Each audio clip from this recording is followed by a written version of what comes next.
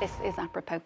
Israel is tonight rejecting a ruling by the International Court of Justice, which says it's obliged to ease the passage of aid into Gaza and meet the basic needs of the population.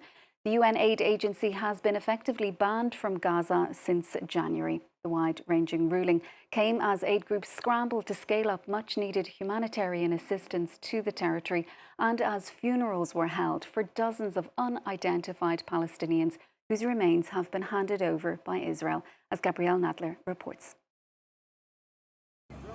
Civil defense and health teams in Gaza buried the 54 bodies handed over by Israel in a specially prepared mass grave Wednesday. But relatives of those missing say the remains are completely unrecognizable, showing signs of torture. My sister's son, every day I go with her to try to identify the body, but unfortunately there are no features at all. Nothing to indicate it's her son. Why? Oh God, why? Israel said they handed over bodies of militants who participated in the October 7th attacks or were killed facing off with Israeli soldiers during the war. The head of the Hamas-run Gaza government media office said medical examination found the bodies showed signs of execution and abuse, and accused Israel of violating international humanitarian law. The army knows these bodies are connected to people, but instead of names, they put numbers. This left something harsh in our hearts, a grief in our feelings. Honestly, it's hard to bury a body when you don't know whether it's the right one or not. Our feelings, there is a lot of pain and anguish in them.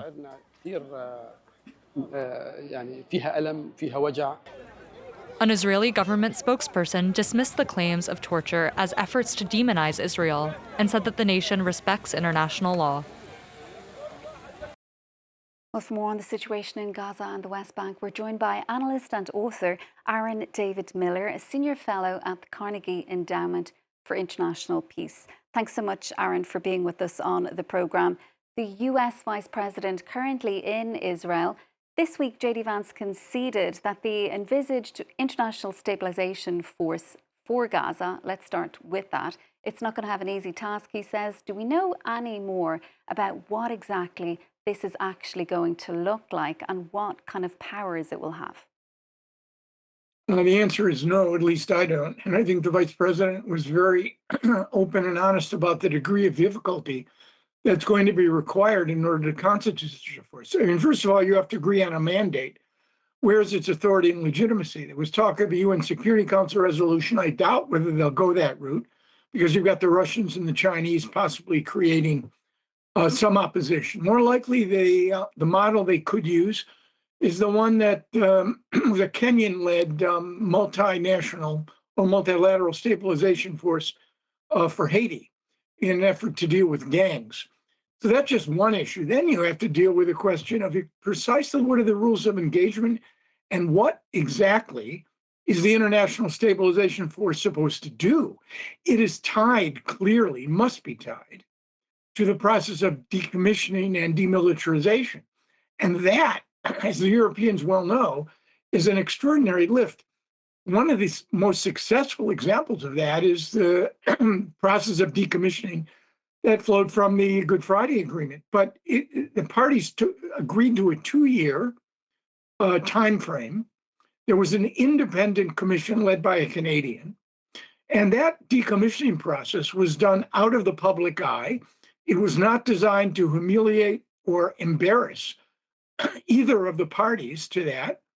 And the time frame ended up being, 1998 to the mid-2000s.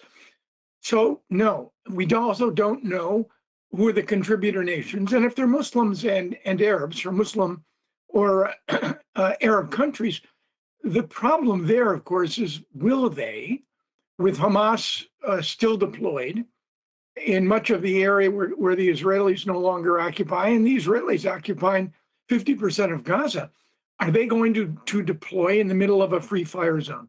So we're a very long way from any sort of meaningful, practical stabilization force. Yeah, and would this be accepted by Israel? It's insisting that it's going to, retain that controlled buffer zone to protect itself from potential future attacks. So if Israel aren't on board with this, where does that leave this international force once it is established? Well, it's not one hand clapping. The Israelis are going to have to be on board, and Hamas is going to have to face the rather unpalatable choice of agreeing to a process that could easily lead to its political and security demise. Look, let's be very clear. We've come this far because an American president decided, and I worked for administrations from Jimmy Carter to Bush 43, and you could throw in Obama and Biden. No American president has ever brought the degree of pressure on an Israeli prime minister that Donald Trump has brought.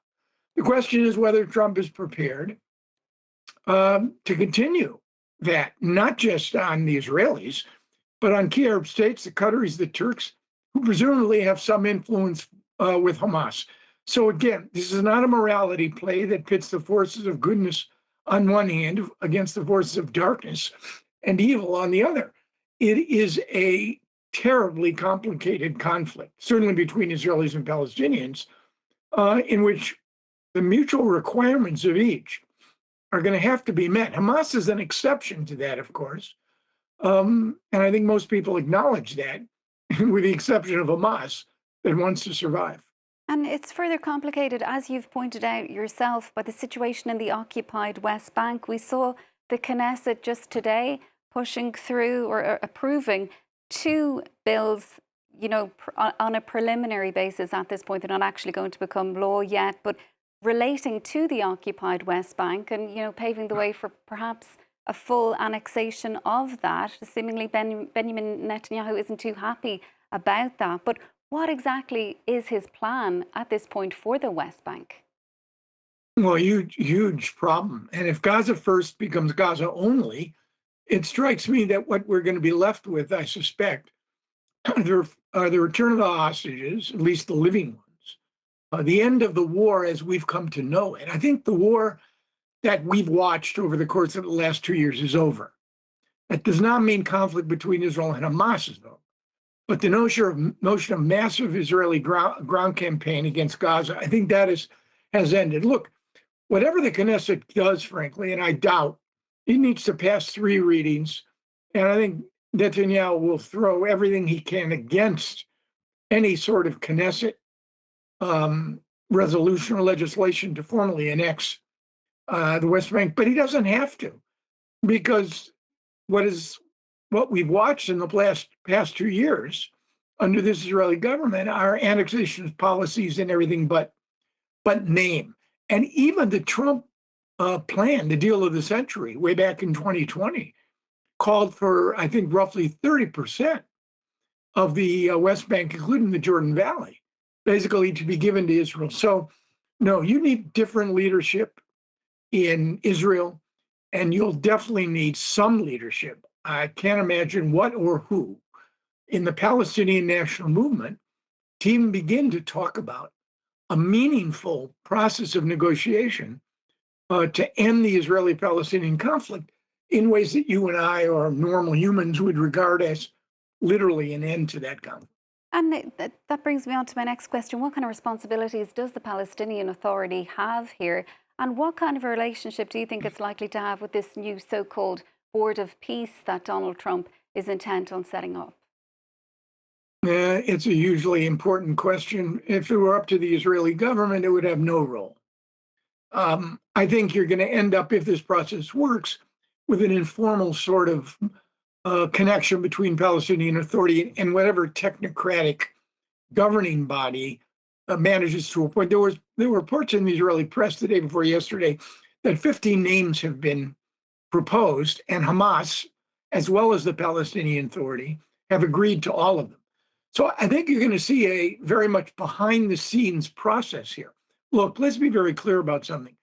Without Hamas's assent, which they may be prepared to give, because they don't want to govern Gaza.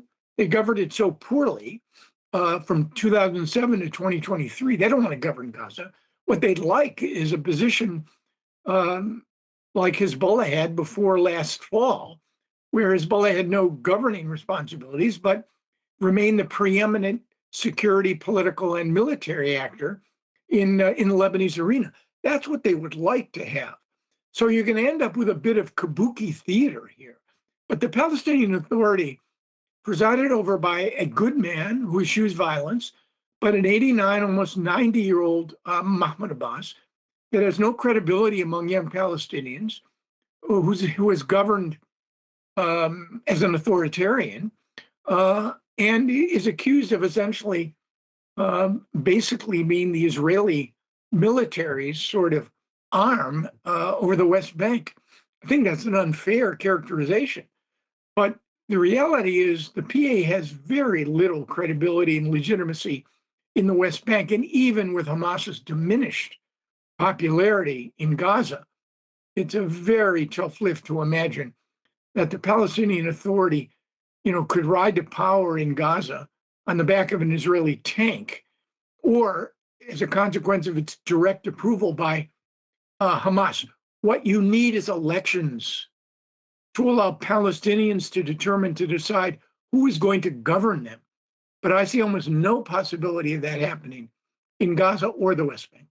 And speaking of Hamas, Israeli military assessments this week suggesting that it still has 20,000 fighters, has plenty of tunnels, has hundreds of rockets. So does it seem to you that it's ready to simply walk away?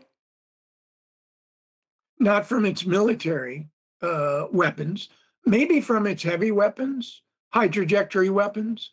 But who's going to dismantle? Who's going to take away Hamas's light weapons, the anti-tank weapons, the RPGs, the things that they are using to mount an insurgency against Israel, or have used since March to mount an insurgency? It's very hard for me to see how we get from where we are now to a process of serious decommissioning, either of Hamas's larger weapons or even its lighter ones. And how committed do you think Donald Trump is to maintaining this ceasefire? He doesn't seem too concerned really about what's happening in the West Bank currently. No, he doesn't, does he? I mean, that's really the key question, because without Trump's commitment and focus, this will not work. And he's already added the Israeli-Palestinian conflict to the 8th conflict that he claims to have resolved. So without focus, without attention, without putting real pressure on Israel, on key Arab states, it's going to be very, very difficult to see any of this happening. For the hostages, for their families, the war in Gaza will end, I think, along lines that we've watched it. That's a good thing for the 2 million Palestinians who don't have access to potable water, adequate sanitation, food, shelter, proper medical care. But going beyond that into something you and I would recognize as a better future from a security, prosperity, and governance prospects in Gaza is very far away. Aaron David Miller, Senior Fellow at the Carnegie Endowment for International Peace, thanks so much for being with us on the programme this evening. Thanks for having me. Thank you. That is it from us for now. Stay with us, though, for more world news.